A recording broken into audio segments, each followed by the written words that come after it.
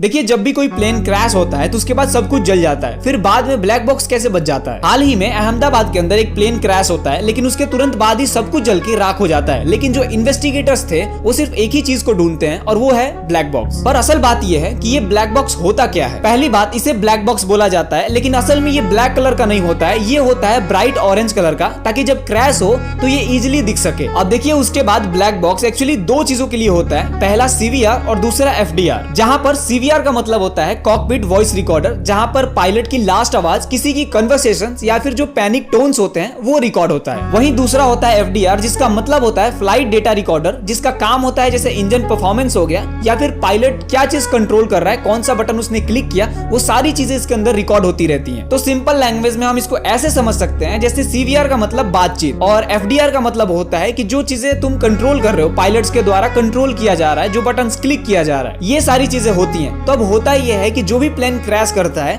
उसके बाद वो 14,000 फीट से सिग्नल भेजता है, पिंग पिंग पिंग, वो भी 30 दिनों तक। कहने का मतलब ये है कि अगर कोई ब्लैक बॉक्स समंदर के अंदर 14,000 फीट के अंदर भी है तो भी कोई ना कोई उसे कनेक्ट कर सकता है। तो अब देखिए, असल बात ये है कि ये जलने से बच कैसे जाता है। तो इसके पीछे का रीजन है, इसके अंदर दो चीजें होती हैं, पहला टाइटेनियम और दूसरा होता है थर्मल इंसुलेशन, जो कि अगर कोई प्लेन क्रैश हुआ तो 1100 डिग्री सेल्सियस तक आग से वो खुद को झेल लेता है। और इसीलिए सब कुछ जल जाने के बाद भी हमें इसी से सच पता चलता है और ये भी पता चलता है कि पायलट ने क्या गलती करी या फिर सिस्टम में क्या फेलियर हुआ।